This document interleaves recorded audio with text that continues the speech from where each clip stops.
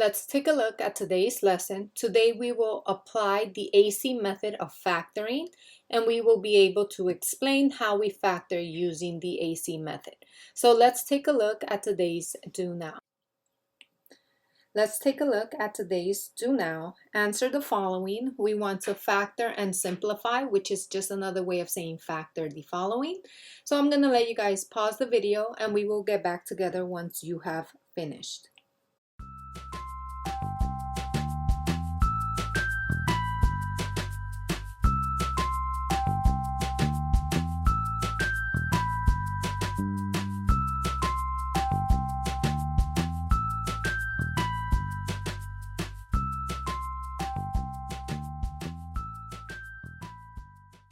All right, so for number one, we had GCF type of factoring. We took out the GCF and we were left with 8x times x plus 6. For number two, we started off with the GCF of 2m. We factored it out. We got a trinomial, which is a basic trinomial type of factoring. We factored that and make sure to write our GCF in front. So let's take a look at today's thinking. What are the different ways to factor? Factoring. Factor means to rewrite an algebraic expression as an equivalent product, which is what we talked about already. We will need to undistribute the algebraic expression. The factoring process, we always start by identifying the greatest common factor in which all terms can be divided by that value.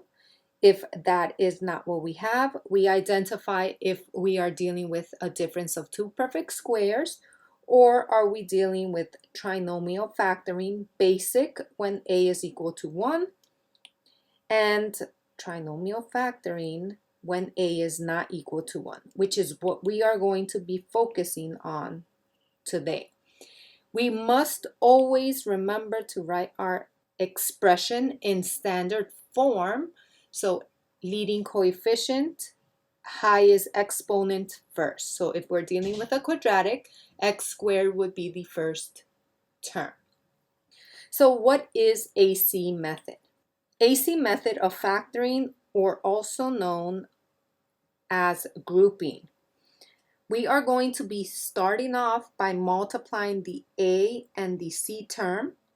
This is going to be your new last term. You're going to rewrite your new trinomial as x squared plus bx plus a times c. You're going to factor the new trinomial using basic methods of factoring to identify the numbers that multiply to the last and add to the middle. And we are going to be using factor by grouping to apply this AC method of factoring. So let's take a look at example number 1 and doing this whole process. So the first thing that you want to always do is make sure that your expression is written in standard form, which it is. The next thing you want to identify are your A and your C term. And we are going to be multiplying these two values. And I get a new last term. So I'm going to write A times C on the side, which gave us a value of 12, and we have a B value of 7. So our goal is to factor this trinomial out, as we have in the past. So what two numbers will multiply to that 12, and what two numbers will add to that middle term? And those are the numbers that we are going to use. Okay, so if I'm looking at this, I'm thinking 4 times 3 gives us 12, and 4 plus 3 gives us that 7. So I know that I have a 4 and a 3. So what we are going to do is we're going to go back to the original problem. That's our original problem. So you see how I left a space in between? The reason I left the space is because I want to input the factors, the 4 and the 3, inside there. But don't forget what the middle term has. The middle term always contains an x. So we're going to rewrite this as 4x and 3x.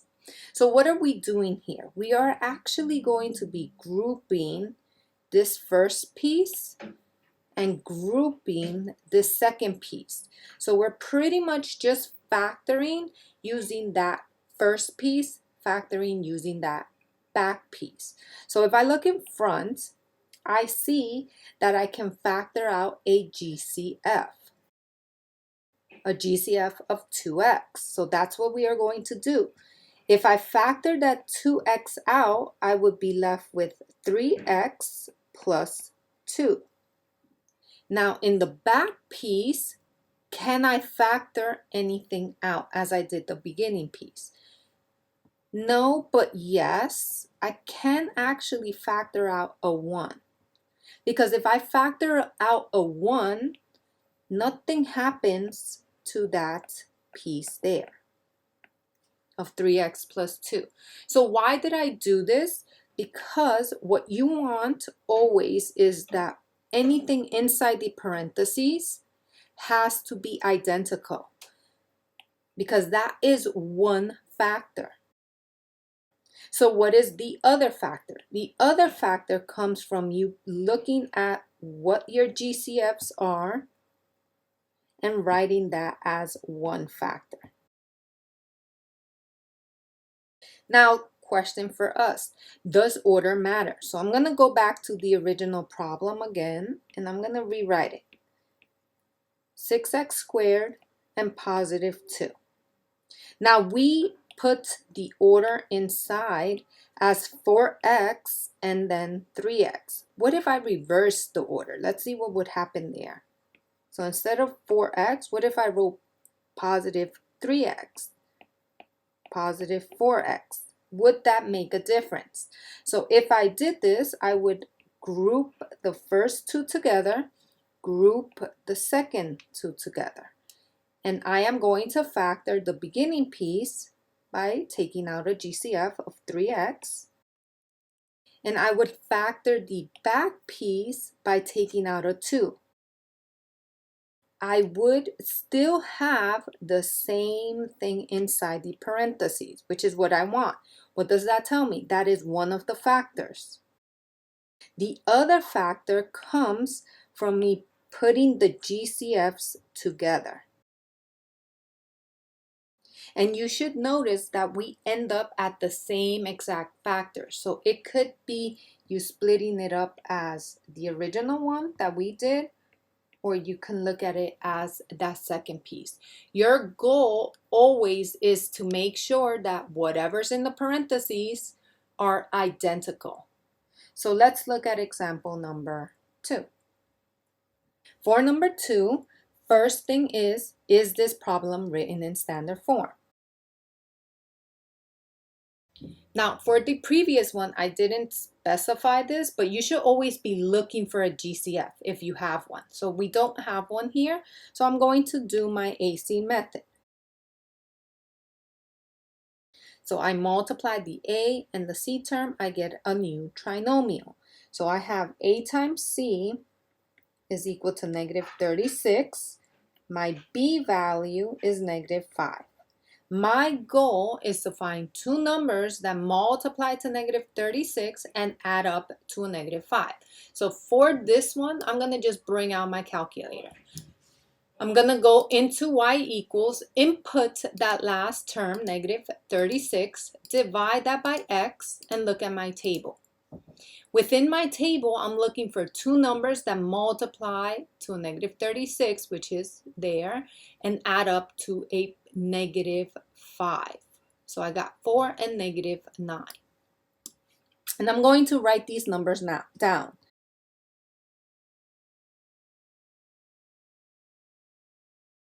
All right, so now that I have my two factors, I'm going to rewrite the original problem of 3x squared.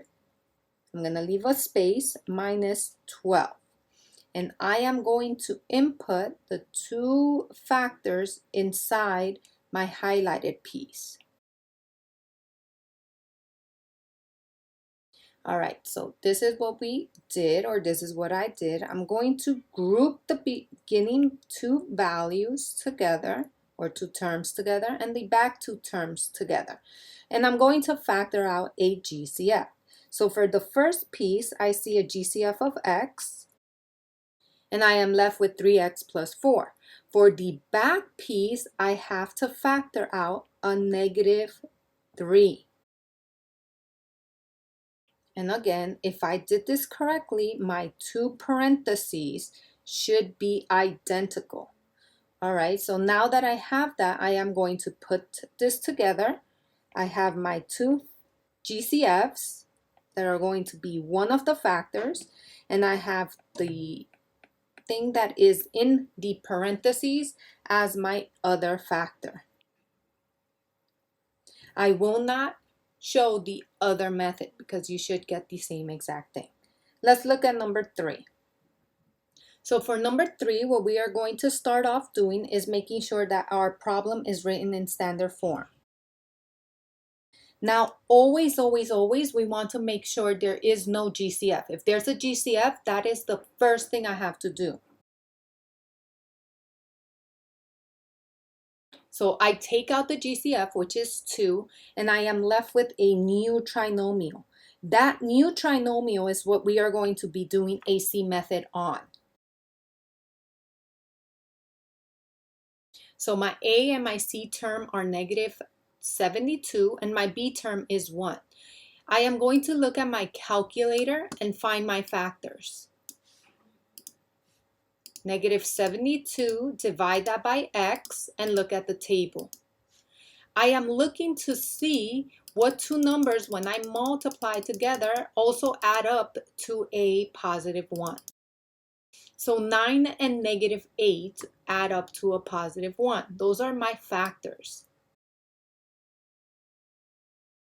So what are we going to do? Remember, our focus is this parenthesis piece, this trinomial. So I'm going to bring back the 6n squared.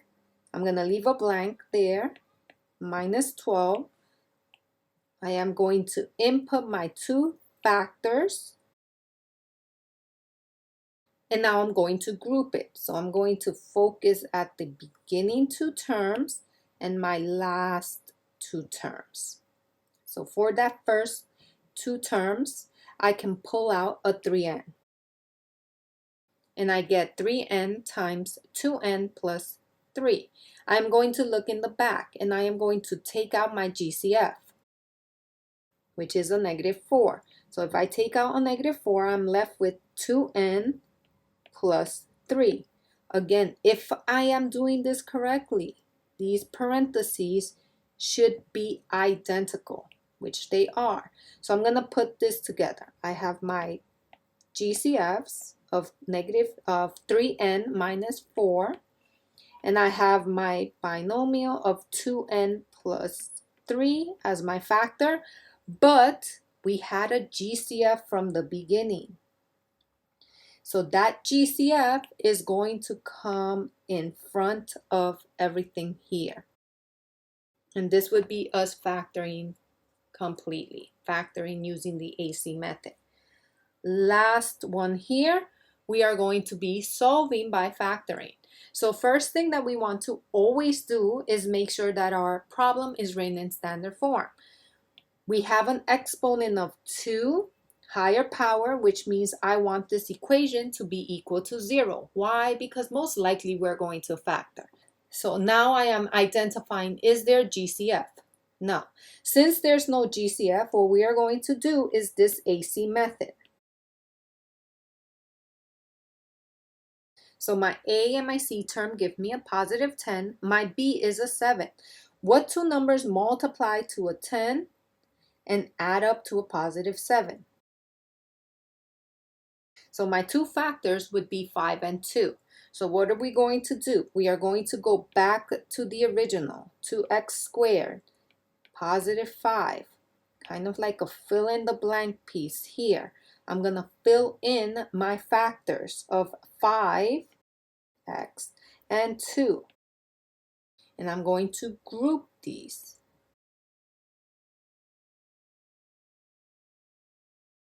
So if you don't see a GCF, the GCF is really a positive 1. So here we have our final answer of x plus 1 times 2x plus 5. And one little thing that I totally forgot, and I will take off a point for, is we are dealing with an equation. So equal to 0 there, equal to 0 here, and I'm going to just keep dropping the equal to 0. I forgot we were solving. I was just in my mode of factoring. And we are going to split, apply my zero product property, and solve for x. So here the higher power was 2, which means I should have 2 answers, which I do. And that is all for this lesson. Keep learning, keep growing, and I will see you in our next video.